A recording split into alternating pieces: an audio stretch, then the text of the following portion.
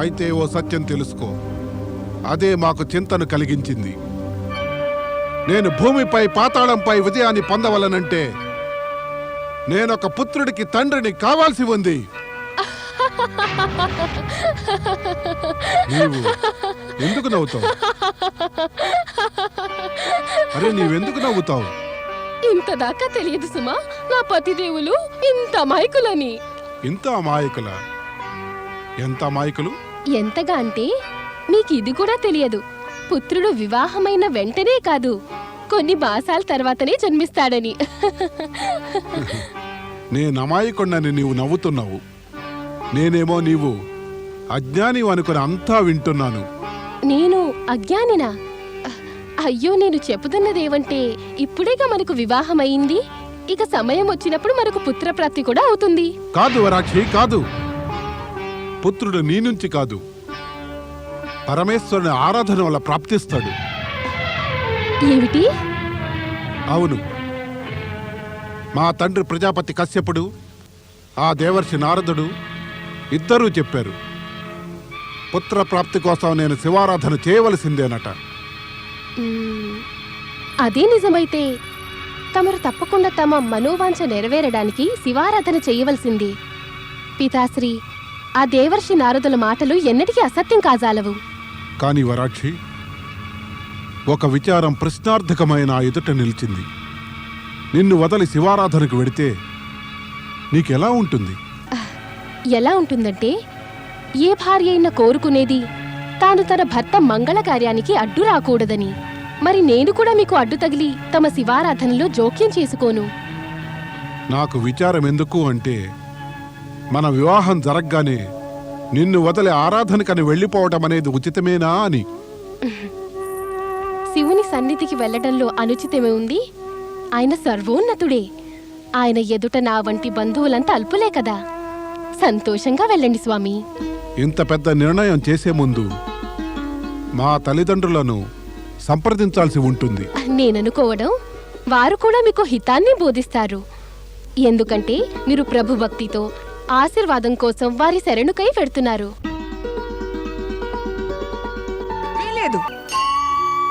దేవి పార్వతి, ఈ విధంగా మాకేసి తదేకంగా చూస్తున్నావే? దేవాదిదేవా, తమరేమో అసుతోష మహేశ్వర రూపులుగా ప్రసిద్ధులు. అందరి మనోవాంఛలను నెరవేరుస్తారు. నాది కూడా ఓ కోరిక తీర్చండి పరమేశ. నీకు తెలుసు కదా, నేనెల్లరి కోరికలు తీరుస్తానని. మరి మేము అడగక అడిగిన మా అర్థాంగి కోరికనే తీర్చకపోతామా? ఏమి నీ కోరిక దేవి? నా కోరిక ఏమంటే, గగన విహారం చేస్తూ ఆనందంగా కాశీ వెళ్ళాలని ఉంది. కైలాసంలాగే కాశీ కూడా తమ ప్రియమైన నివాస స్థలం కదా. అక్కడ అసంఖ్యాక శివభక్తులు తమరి సాక్షాత్కారానికై ఉవ్విళ్ళూరుతూ ఉంటారు. తమరు వారి భక్తికి, వారి కోరికలకు సముచిత ప్రతిఫలం ఇవ్వవలసిందే. అలాగే పదదేవి, మేము నీ కోరిక తీర్చడానికి తత్పరులమే. కానీ స్వామి, నందికి శివగణాలకు మనం విహారానికి వెళుతున్నట్టు చెప్పాలి కదా. అందుకు అవసరమేం లేదు.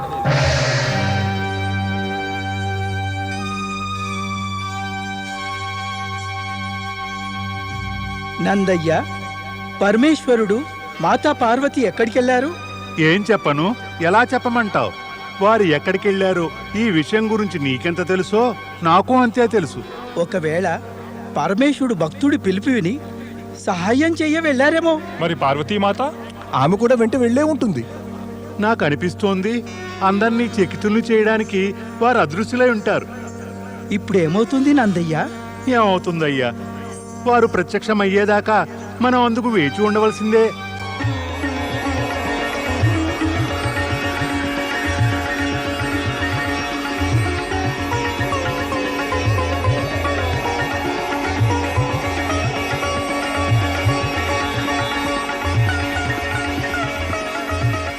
స్వామి, పోనీ మనం కాశీ చేరుకునే ముందుగా మందరాచలంపై కొంత సమయం పాటు విశ్రమిస్తేనో?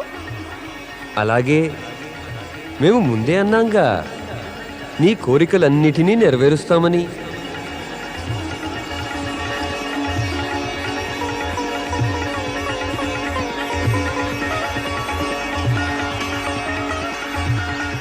ఓం నమః శివాయ ఓం నమః శివాయ ఓం నమః శివాయ ఓం నమః శివాయ ఓం నమః శివాయ ఓం నమః శివాయ.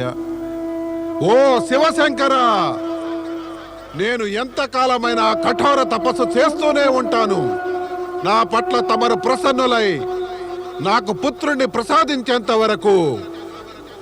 ఓం నమః శివాయ ఓం నమః శివాయ ఓం నమః శివాయ.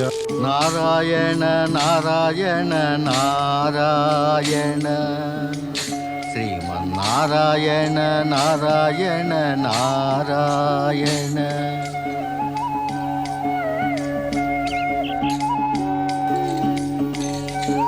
ఓం నమః శివాయ ఓం నమః శివాయ ఓం దైత్యరాజు హిరణ్యాక్షుడా, శివాయ నారాయణ నారాయణ.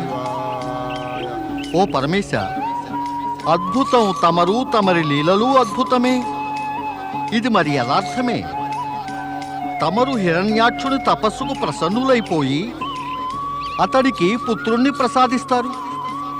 కానీ ఆ పుత్రుడు ఎక్కడి నుంచి వస్తాడో, ఎలా ఉంటాడో, ఏం చేస్తాడో అనే విషయాలు తమరు తప్ప మరి ఇంకెవరు తెలుసుకోగలరు?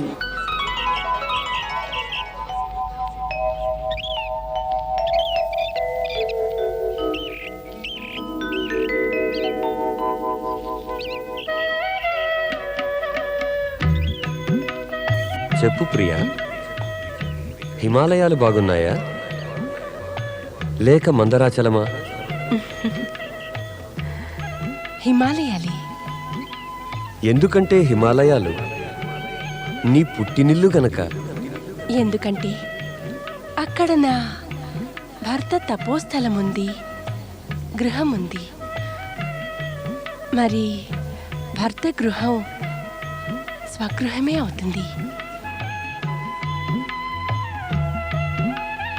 ప్రియా, అందం నీ ముఖారవిందంపై నిలిచిపోయి ఎంత అధిక సౌందర్యమయమైందంటే ఇక దాని నుంచి దృష్టి మరల్చుకోవడం సాధ్యం కావడమే లేదు.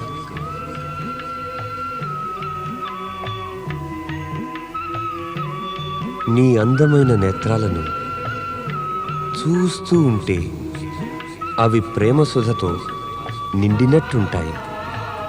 వాటి నుంచి లజ్జ, ఆకర్షణ అనే సుధారసం ఒలుకుతోంది.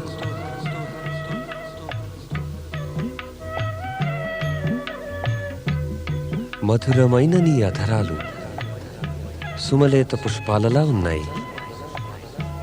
నీవు పలికితే పూలతేనెలు కురిసినట్టుంటుంది.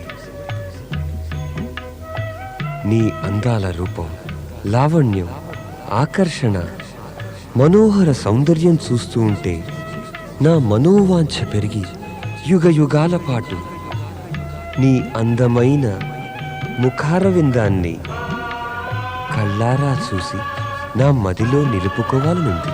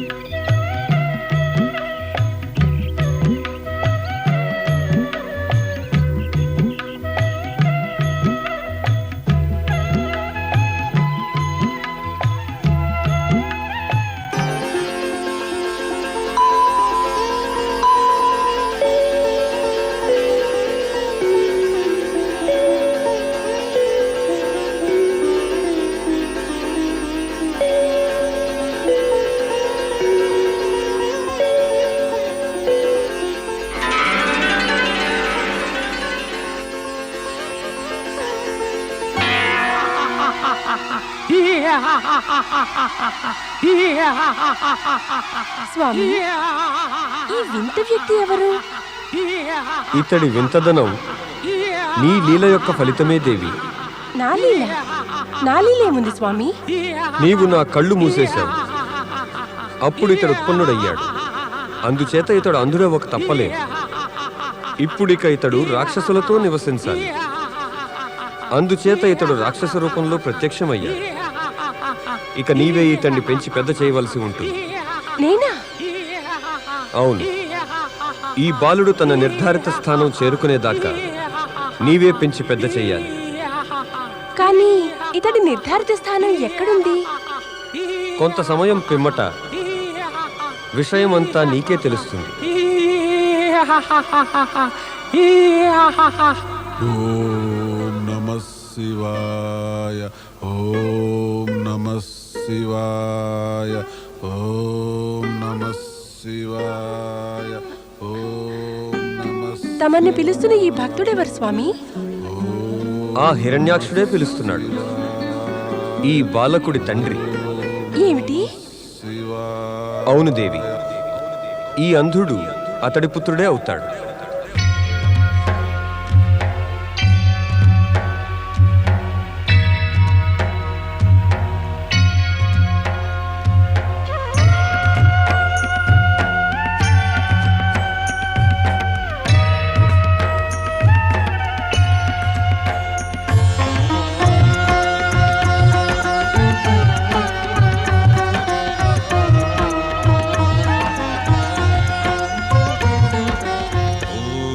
यशोधन पुष्पलोचन ओ जटिल करुणामय, ओ यशोधन पुष्पलोचन ओ जटिल करुणामय, नादु पिलुपुनु अवधरिंपुमु, नादु पिलुपुनु अवधरिंपुमु, మనసులోనే వెలయుమా. ఓం డమరుక ధారక నమో, ఓం డమరుక ధారక నమో, ఓం డమరుక ధారక నమో, ఓం డమరుక ధారక నమో.